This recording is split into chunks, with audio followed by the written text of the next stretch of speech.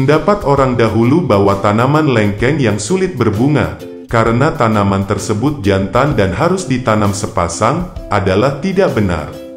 Persoalan sulit berbunga tidak terkait dengan jenis kelamin bunga tanaman, karena meskipun bunga lengkeng termasuk majemuk, namun dalam setiap malai bunga tanaman lengkeng, pasti ada bunga jantan atau male 1 dan betina atau female, serta ada beberapa varietas yang memiliki bunga hermaprodit atau male 2. Jadi sahabat, bagaimana mungkin bisa disimpulkan tanaman lengkeng itu jantan atau betina, padahal belum pernah berbunga?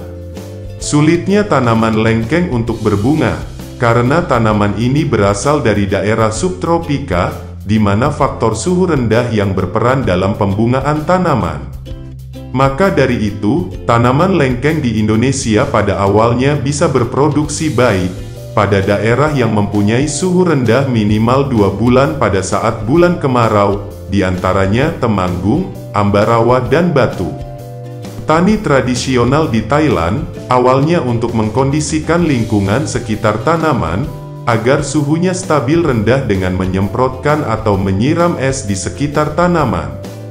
Perlakuan konvensional ini sudah tidak dilakukan lagi, seiring ditemukannya bahan kimia yang mampu menginduksi tanaman, sehingga bisa berbunga. Penemuan inilah yang menjadikan Thailand sebagai salah satu negara produsen buah lengkeng terbesar. Di Indonesia ada beberapa varietas tanaman lengkeng yang sulit untuk berbunga, baik di dataran rendah maupun tinggi, diantaranya adalah itoh, kristal, new kristal, dan sebagainya. Perlakuan yang bisa dilakukan untuk menginduksi tanaman lengkeng agar berbunga adalah sebagai berikut. 1. Perlakuan secara fisik, yaitu dengan cara melukai batang tanaman lengkeng. Misalnya dikerat atau dikelupas kambium di batang utama. Cara ini lebih murah, namun kurang terukur aplikasinya. 2. Perlakuan secara kimia, yaitu dengan pemberian bahan kimia penginduksi. Cara ini lebih terukur, dan tingkat keberhasilan lebih tinggi dibandingkan dengan fisik. Metode pemberian bisa dilakukan dengan 3 cara, yakni disiram di tanah di bawah kanopi atau daerah perakaran, disemprotkan ke daun, diinjeksi ke batang utama atau akar pohon. Cara ini dilakukan pada tanaman lengkeng yang besar, yang tidak memungkinkan disiram atau disemprot. Berdasarkan hasil penelitian, perlakuan kimia dengan cara disiram mempunyai tingkat keberhasilan yang lebih tinggi.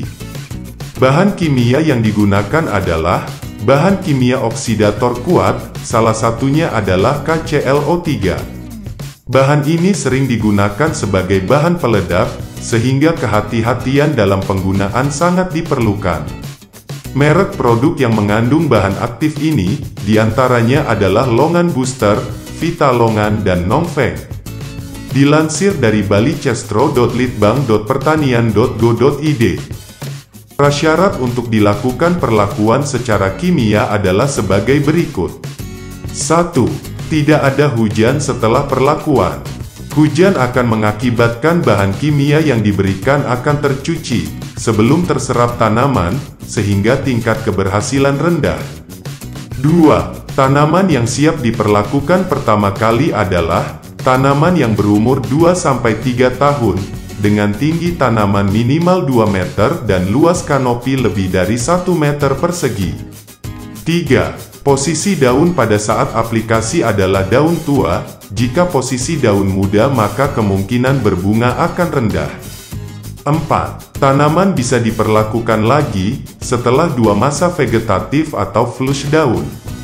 Apabila prasyarat tersebut terpenuhi, maka teknis aplikasinya perlakuan secara kimia dengan cara disiram adalah sebagai berikut. 1.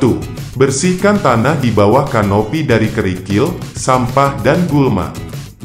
2. Lakukan pemangkasan jika kanopi tanaman terlalu rimbun, agar sinar matahari masuk dan sirkulasi udara bagus. Jika ada beberapa ranting yang ujungnya daun muda, maka dipangkas ujung rantingnya. 3. Larutkan bahan kimia dalam air sesuai dosis rekomendasi produk. 4. Siramkan larutan tersebut ke bawah kanopi tanaman bagian luar. 5. Seminggu setelah perlakuan dilakukan pemupukan menggunakan pupuk NPK, dengan dosis sesuai umur tanaman 2-3 tahun dengan 0,2-0,5 kg, 4-5 tahun dengan 0,5-1 kg, lebih dari 5 tahun dengan 1-1,5 kg. 6. Lakukan penyiraman secara rutin. Perlakuan tersebut akan mengakibatkan perubahan hormon di ujung ranting, sehingga mengubah dari fase vegetatif ke generatif. Keberhasilan perlakuan akan terlihat 40-60 hari kemudian, yang ditandai dengan munculnya primordia bunga. Jika setelah 60 hari tidak muncul, maka perlakuan yang dilakukan mengalami kegagalan. Setelah bunga mekar, selanjutnya akan mengalami perubahan morfologi dan fisiologi pada buah sampai siap panen. Buah siap dipanen 4-5 bulan setelah bunga mekar tergantung pada varietas.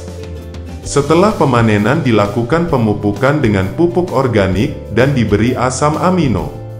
Itu dia sahabat, cara memaksa agar pohon kelengkeng cepat berbuah. Tips lainnya, sahabat bisa cek di channel Pohon Buah. Jangan lupa like, share dan subscribe Pohon Buah.